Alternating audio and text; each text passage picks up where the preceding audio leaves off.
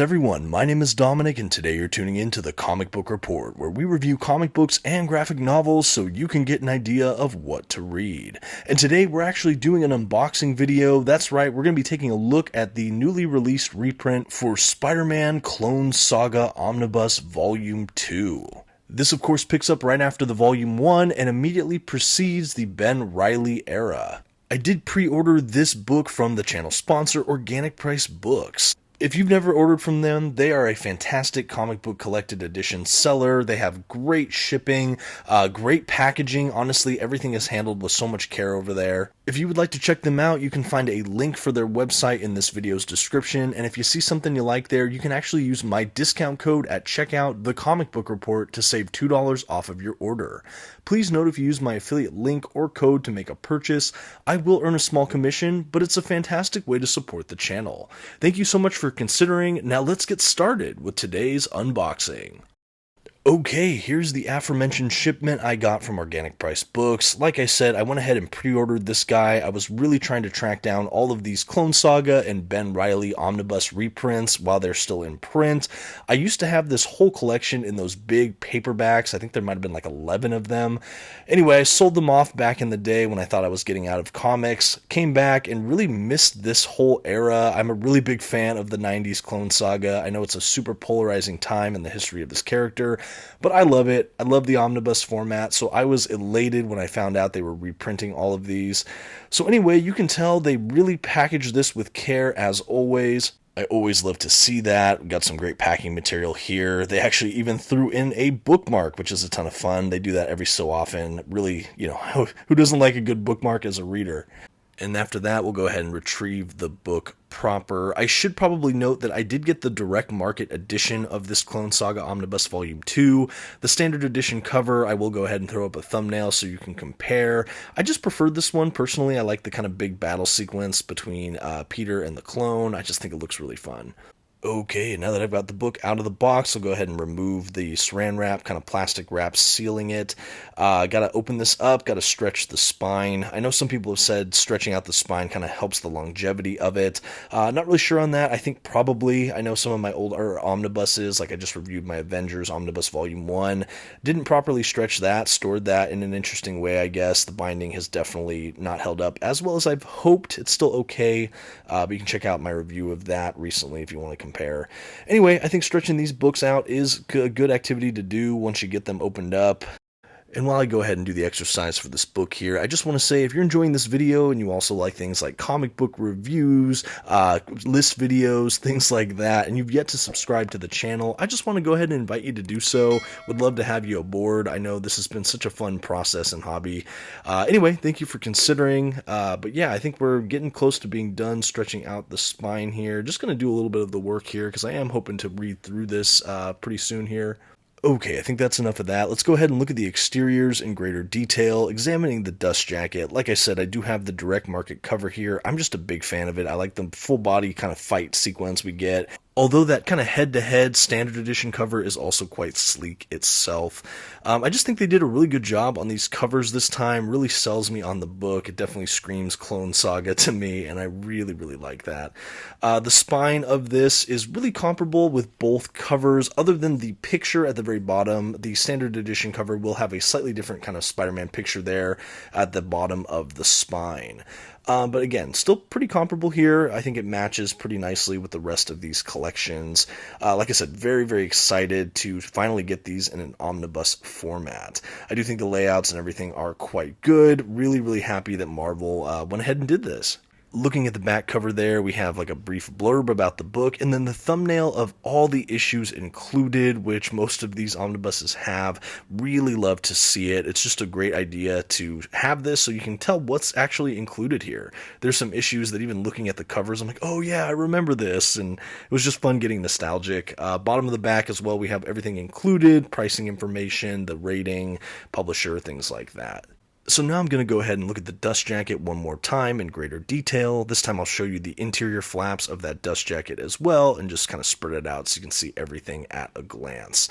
Again, I just think that this was designed exceedingly well, absolutely sold me on the product as if I wasn't already going to try to get these books in general. Big Spider-Man fan over here.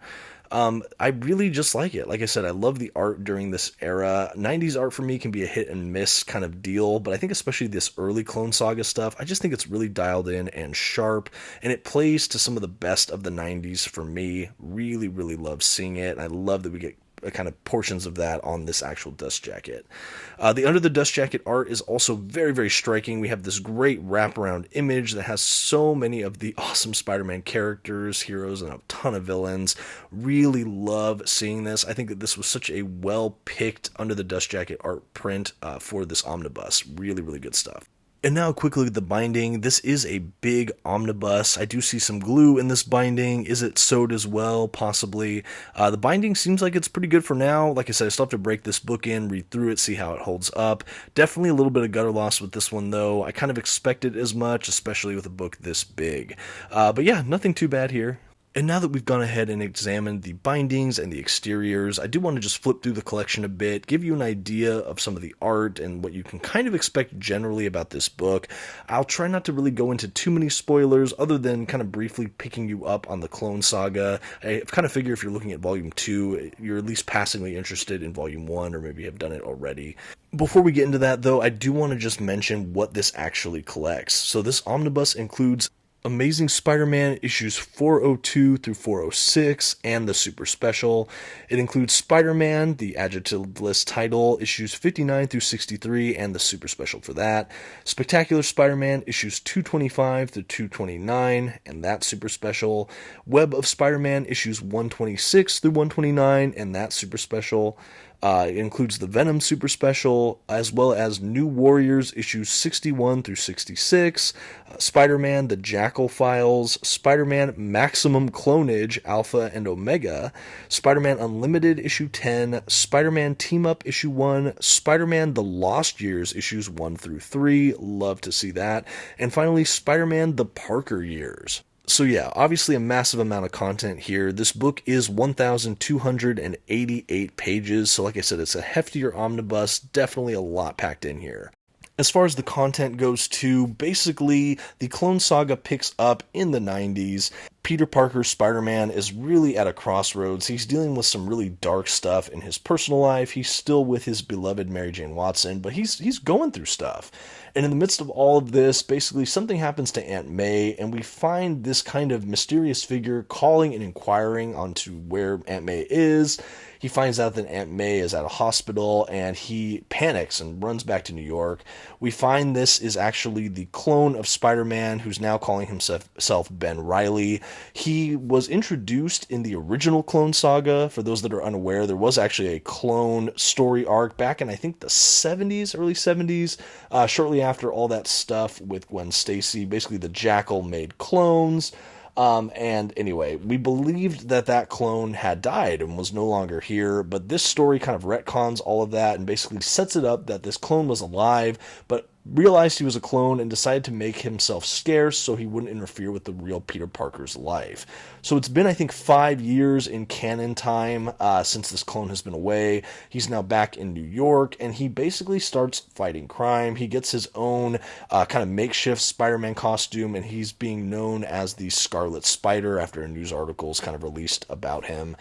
So it's just this Spider-Man clone, another Spider-Man swinging through New York City. Definitely a really interesting dynamic between Ben Reilly and Peter Parker, understandably. A lot of weird identity politics. Is there other clones? Yes, maybe.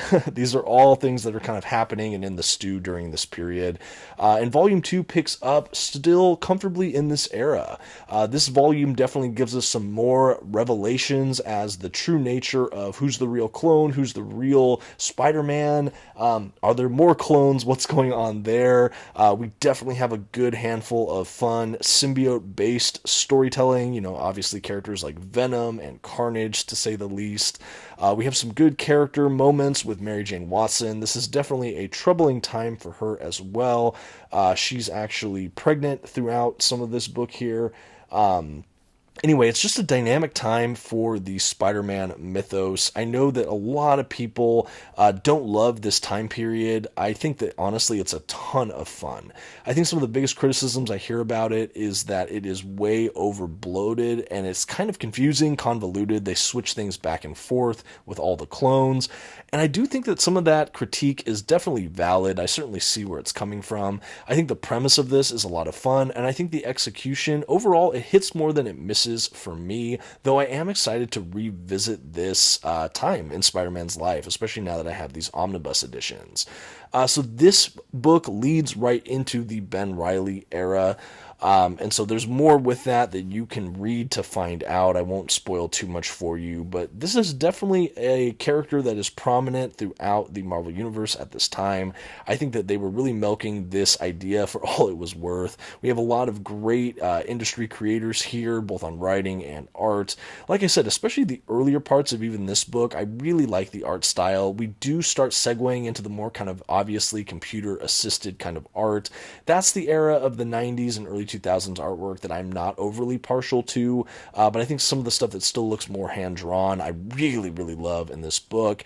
And even as we start segueing, there's still some really fantastic art. I think we have some great action, kind of kineticism to the artwork that really conveys motion well, which for our favorite web slinger is a really great facet in any good Spider-Man book.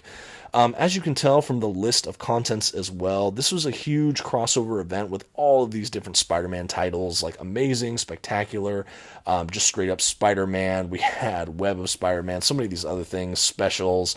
So everything in the kitchen sink was going at Spider-Man. As you heard with the collection as well, we do have some new Warriors issues. Scarlet Spider was on that team briefly, so we got some of those issues, which is a lot of fun to see in this collected edition. It's really fun to revisit a lot of these stories, especially getting to see Scarlet Spider, Ben Reilly. I know I've recently enjoyed reading some of his stuff when he shows up in the Spider-Man Beyond era after the Nick Spencer run on Spider-Man. That was another omnibus I picked up, I believe toward the end of last year. It was in one of my hauls. Anyway, kind of making my way through that book as well. It's really fun to see Ben Reilly in a more contemporary setting, but I love seeing when they introduced him and kind of really fleshed out his character here in this kind of Scarlet Spider era. And I just think it's interesting. There's a time capsule feeling to a lot of the narrative here. This is definitely well positioned as just a 90s comic and has some of the action, over bloated action sequences. I like it. I think it works. I think that Spider-Man is such a grounded, fun character that really it's all of the surrounding support characters that I think make this series so fun. And we definitely have some good appearances by his cast of characters in this book, as well as both classic villains retooled or reinvented villains. We have some just brand new stuff from the Clone Saga villains they introduced as well. Like I said, if you're a fan of the symbiote characters, definitely some good appearances here. And I'm just really eager to jump in. Like I said, it's been years since I have read the Clone Saga. I've started rereading the Volume 1 since I was able to get it a few months ago and have really, really enjoyed my time with it. And as I flip through this volume as well, I'm just getting very nostalgic. I am a 90s kid at heart, and even though 90s as an era of comics I'm hit and miss with, this for me is definitely a gem. I'm one of the reasons that these books sell out, I'm sure. I'm definitely a fan. I know that there are many out there, even though this series is also really reviled. It's kind of funny. I've actually heard a couple of commenters that said this is the reason they left comic books, or this is when they stopped reading Spider-Man. Again, I get why those criticisms exist. I just don't share those opinions myself.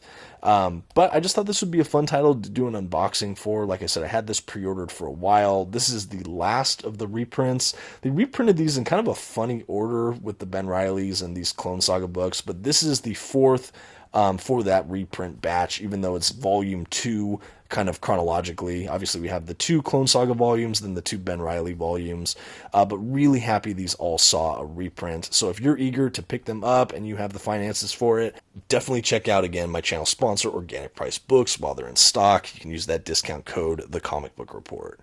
But yeah, I would love to hear in the comments, what does everyone think about the Clone Saga? Have you read it? Have you been interested in it? What are your feelings about it? What do you think of these reprints? I'd love to hear all of that. Or generally, if you're a Spider-Man fan, what are some of your favorite Spider-Man story arcs? We're getting a ton of Spider-Man reprints and omnibuses this year. I'm honestly having to pick and choose and really try to budget more carefully, trying to figure out exactly what I want to pick up. But these Clone Era books were really high on my list. I was so elated I was able to just get these. You can see as well, going back to the binding, just switching back to that, as I've been flipping through, you can tell there's definitely a little bit of gutter loss in this collection. The 90s art, we don't have those borders as much. Everything goes right into the margin.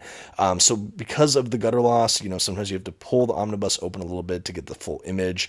But overall, it's not like every word bubble is sinking into the gutter. You're not missing too much. But just something I wanted to point out for collectors out there. For me, it's not a huge deal. As long as I can read it, I'm generally very happy.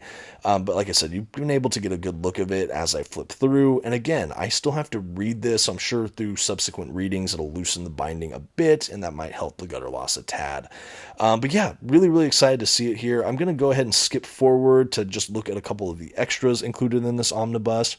We have some cool cover art, a couple blurbs. We have little thumbnailed cover arts of different collections that have compiled the Clone Saga in the past.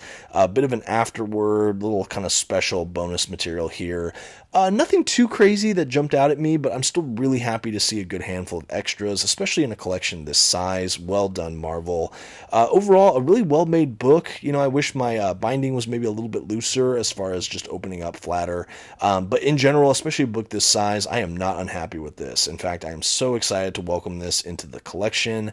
But again, I'd love to hear what you think. This was just kind of a brief unboxing. If you'd like to see a more extensive review of this book upon me completing it, let me know in the comments. I could definitely try to review this one. I always love revisiting this era. And with that, I'll go ahead and put it on the shelf by my other books in this collection and some of the other books I'm reading right now. Just waiting for Ben Reilly Volume 2.